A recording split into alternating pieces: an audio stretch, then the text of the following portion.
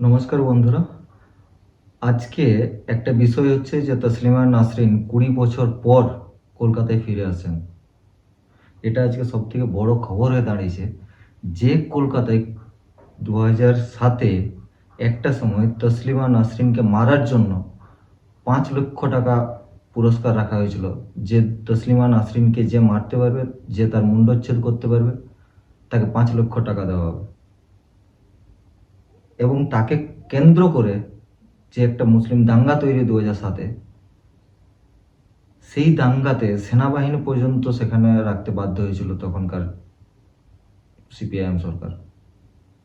আজকে সেই তসলিমা নাসরিন আবার কলকাতায় ফিরে আসছেন 2026 সালে। কোনো কোনো নিউজ চ্যানেল 19 বছর বলছেন, যে 19 বছর পর ফিরে আসছেন, অনেকে 20 বছর বলছেন, 20 বছর। কিন্তু এটা 20 বছরেরই ধরা হবে, কারণ এতটা সময় দুটো ডিকেট মানা হচ্ছে যে এই দুটো ডিকেট ধরে সে তসলিমা নাসরিন কলকাতায় আসেনি। যাকে মুসলিমরা মারতে চেয়েছিল, তার মুন্ড আলাদা করতে চেয়েছিল, এই তসলিমা নাসরিন কে? কেন তাকে কলকাতায় আবার ফিরে আসতে হচ্ছে? কেন ফিরে আসছেন কলকাতায়? তার আগে দেখিনি যে কোন কোন নিউজ চ্যানেল এটা কভার করেছে।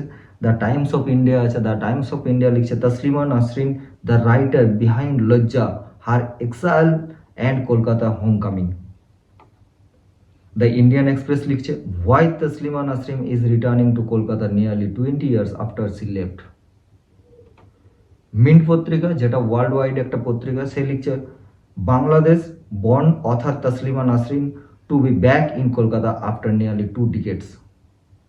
আলটিমেটলি দুটো ডিকেটস বা দুটো দশক পর সে আবার ফিরে আসছে, যার বয়স হচ্ছে প্রায় এখন 62 বছর বয়স। সেই যে মহিলা তসলিমা নাসরিন 62 বছরে, তিনি কলকাতায় ফিরে আসছেন কি কারণের জন্য, সেটা যদি দেখতে চাই তো এখানে 3টা সংস্থা কলকাতার যে সাংস্কৃতিক একটা অনুষ্ঠান করেছে, রবীন্দ্র সদনে একটা অনুষ্ঠান হবে 1 আগস্ট।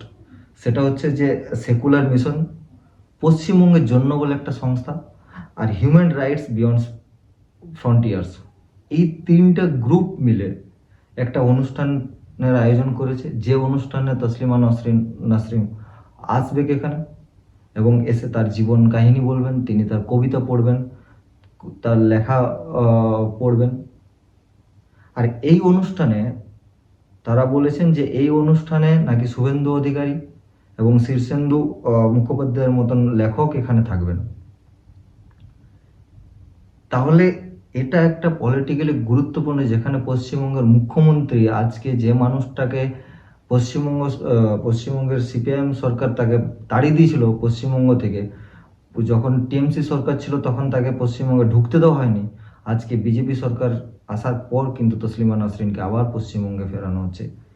এটা পলিটিক্যালি কতটা গুরুত্ব আছে, কতটা না, সেও আজকে আমরা আলোচনা করব এই ভিডিওতে। তার আগে নমস্কার, আমি উজ্জ্বল। আমাদের নবীন বার্তা ইউটিউব চ্যানেলে আপনাদেরকে স্বাগত জানাই। যারা এই চ্যানেলে নতুন তারা প্লিজ চ্যানেলটি সাবস্ক্রাইব করে রাখুন, এবং যারা সাবস্ক্রাইব করে রেখেছেন তারা বেল আইকনটি অন করে দিন, যাতে পরবর্তী ভিডিওগুলো আপনারা নোটিফিকেশন পেয়ে যান। আজকে তসলিমা নাসরিনকে যদি আমাদেরকে জানতে হয়, তাহলে তার জন্ম কোথায় হয়? তার জন্ম হয় 25 আগস্ট 1962 সালে বাংলাদেশের ময়মনসিংহ গ্রামে। সেখানে একটা মুসলিম পরিবারে জন্ম হয়। সে বড় হয়ে মুসলিমদের ঘরে, মুসলিম কালচারের একটা মানুষ হয়। তার বাবা ছিলেন একজন রজব আলী বলে। রজব আলী হচ্ছে, তিনি একজন পেশায় ডাক্তার ছিলেন, যে কারণের জন্য আজকে তসলিমা নাসরিনকেও কিন্তু ডাক্তারি পড়াশোনা করতে হয়েছিল। হতে পারে বাবার চাপে হোক বা তার নিজের ইচ্ছায় হোক, বাবার স্বপ্ন পূরণের জন্য হোক, সে মেডিকেল কলেজ থেকে পড়াশোনা করে পাস আউট হওয়ার পর সে ঢাকা যে মেডিকেল কলেজ আছে সেখানেও তিনি কাজ করেন, এবং প্রত্যন্ত গ্রামে গিয়েও তিনি চিকিৎসকের কাজ করেন এবং মানুষকে সাহায্য করেন।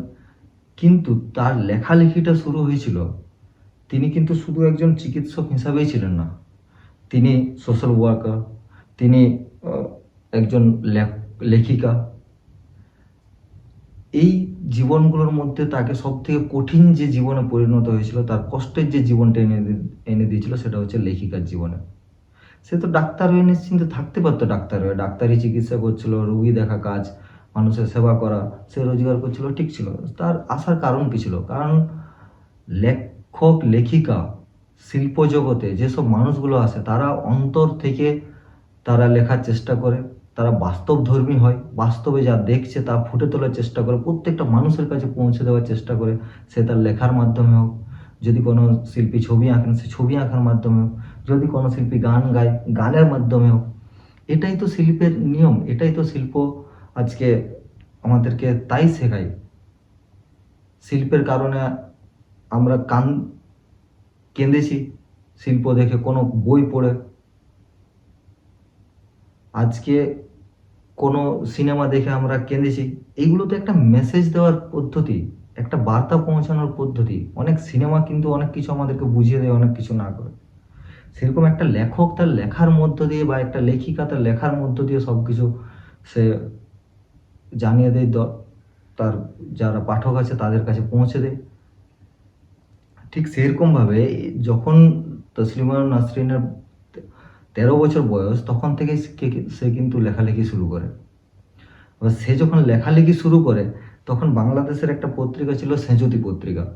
সেঁজুতি পত্রিকায় তিনি সম্পাদনার কাজ করেছিলেন, এবং তিনি সেখানে নিজেও লেখা প্রকাশ করেন 1976 থেকে প্রায় 1983 সাল পর্যন্ত। তারপর নিজের লেখা যখন বাড়তে থাকে, তখন তার লেখার তো আগ্রহ আরও বেশি হবে, আরও ভালো পরিমাণে সে সমাজকে চিনতে শিখবে। সমাজকে চিনলে সে তার নিজের মতন করে সে আবার লিখবে। 1994 সাল তার বই প্রকাশ হলো লজ্জা। লজ্জা বইটা, উপন্যাসটা প্রকাশ হওয়ার পর তার জীবনের কষ্ট শুরু হয়ে গেল, তার জীবন নিয়ে টানাটানি শুরু হয়ে গেল। 1994 সালে যখন সে লজ্জা উপন্যাসটা লিখছে, লজ্জা উপন্যাসটা হচ্ছে ভারতে তখন বাবরি মসজিদের ভাঙার যে ঘটনা, সেই বাবরি মসজিদের, আজকে বর্তমানে সেখানে রাম মন্দির, এই বাবরি মসজিদ ভাঙার পর একটা হিন্দু পরিবারের কি রকম পরিস্থিতি হতে পারে, একটা কাল্পনিক গল্প বা কি পরিস্থিতি হয়েছিল, সেই একটা কাল্পনিক গল্প নিয়ে এই উপন্যাসটি লিখেন। উপন্যাসটি লেখার পর সেখানে যে মুসলিমপন্থী মানুষগুলো ছিলেন, তারা এর বিরুদ্ধে হয়ে গেল। কেন? কারণ সে হিন্দু পরিবারের একটা কষ্টকে তুলে ধরেছে, মুসলিম সমাজের একটা দিককে তুলে ধরেছে, যে দিকটা মানুষের হয়তো সহজে মেনে নেওয়ার দিক নয়, সেই দিকটা তসলিমা নাসরিন সবার সামনে তুলে ধরেছিল 1994 সালে। 1994 সালে সেটা তুলে ধরার পর তার শুরু হয়ে গেল মুসলিমপন্থীদের প্রতি তার বিরোধিতা। বাংলাদেশে তার ফাঁসির জন্য দাবি চাওয়া হলো, যে বাংলাদেশের থেকে যেন তাকে ফাঁসি দিয়ে দেওয়া হয়। সে নিজের জীবন বাঁচাতে যেখানে সেখানে দৌড়াদৌড়ি, লুকোচুরি খেলা তার জীবনে শুরু হয়ে গেল। 1994 থেকে 94 সালে সুইডেনে চলে যায়, 95-96 ফ্রান্সে থাকে, 1998 সালে সে আবার আমেরিকা চলে আসে, আবার 98 থেকে 99, 2000 পর্যন্ত সে আবার ফ্রান্সে যায়। তাকে এই দেশ থেকে ওই দেশ, ওই দেশ থেকে ওই দেশ, এইরকম করে চলতে হয়, কারণ প্রত্যেকটা দেশে তখন তাকে নাগরিকত্ব কিন্তু দেওয়া হয়নি, সেই তখনও 2000 পর্যন্ত। সে তার ভিসা নিয়ে, ট্যুরিস্ট ভিসার মাধ্যমে, যে কোনো ভিসার মাধ্যমে সে কোনো দেশে গিয়ে থাকা শুরু করেছে। 2000 সালের পর যখন সুইডেনে তাকে নিজের দেশের মান্যতা দেয়, সে সেখানে নাগরিক হয়। কিন্তু সে একটা রাইটার, সে বাংলায় লেখালেখি করেছে, সে বাংলার প্রতি তো একটা টান থাকবেই। সে 2000 সালে অ্যাপিল করে বা ভারত সরকারকে বাংলাতে থাকার জন্য, তার সেইটা মঞ্জুর করে ভারত সরকার মঞ্জুর করার পর তাকে ভারতে আসতে বলা হয়। ভারতে আসতে বলার পর সে ভারতে থাকতে শুরু করে কলকাতাতে, কারণ সে কলকাতাতে তাকে দ্বিতীয় বাড়ি হিসাবে বলা হয়। সে নিজের আত্মজীবনীতে লিখেছেন যে কলকাতায় আমার দ্বিতীয় বাড়ি। সেইখানে থাকা শুরু করে। সেখানে থাকার পর 2003 সালে দ্বিখণ্ডিত নামে একটা উপন্যাস সে আবার লিখেন তার আত্মজীবনী নিয়ে। সেখান থেকে শুরু হয় মুসলিমদের বিরোধিতা যে লেভেলে পৌঁছেছিল, তাকে মারার জন্য যে মুসলিম কমিউনিটি ছিল, আজকে যারা আমরা যাদেরকে মাইনরিটি কমিউনিটি হিসাবে জানি, মাইনরিটিরা তাকে মারার জন্য নানান প্ল্যানিং করার পর তাকে ঘোষণা করে দেওয়া হয় যে যদি কেউ তসলিমা নাসরিনকে মেরে তার মাথা আনতে পারে তাকে 5 লাখ টাকা দেওয়া হবে। শুধু এইটা নয়, সেখানে ভয়ঙ্কর একটা আন্দোলন তৈরি হয় তার বিরুদ্ধে, এবং এই আন্দোলনটা এমন পর্যায়ে যায় যে ভারত সরকার সেখানে সেনাবাহিনীকে মোতায়েন করে ওখানে। এতটা গুরুত্ব হয়ে দাঁড়িয়েছিল তসলিমা নাসরিনের লেখালেখি নিয়ে। তাহলে একটা রাইটার কোন হিসাবে সে তার লেখা বন্ধ করতে পারে? তার লেখার কারণে যদি দেশের এরকম পরিস্থিতি হতে পারে, তার মানে তার লেখার মধ্যে কিছু না কিছু গুরুত্ব তো আছেই। তাকে চাপা দিতে এতটা যদি লোক জমা হয়ে যায়, তাকে মারার জন্য যদি এতটা টাকা রাখা হয়, সেই সময় 2007-2008-এর সময় তাকে এত টাকা দিয়ে মারার জন্য যদি যাকে তাকে বলে দেওয়া হয়েছে যে তার মাথা কাটবে তাকে 5 লাখ টাকা দেওয়া হবে, তাহলে ভেবে দেখুন তার লেখা কতটা মানুষকে প্রভাবিত করতে পেরেছিল, তার লেখা কতটা মানুষকে প্রভাবিত করে। সেই তসলিমা নাসরিনকে 2008-এ সেখানে ভারত সরকার 2007-এ ভারত সরকার কলকাতা থেকে জয়পুর হয়ে এনে দিল্লি নিয়ে যাওয়ার ব্যবস্থা করে। এই যে রুটে তাকে দিল্লি নিয়ে যাওয়া হলো, দিল্লিতে গিয়ে তখন ভারত সরকার তাকে একটা গোপন জায়গাতে রাখে যেখানে মানুষ পৌঁছাতে না পারে সচরাচর, তার যেন কোনো ক্ষতি না হয়। তারপর সেখান থেকে 2008-এ তাকে ভারত থেকে অন্য দেশে গোপনভাবে পৌঁছানো হয়।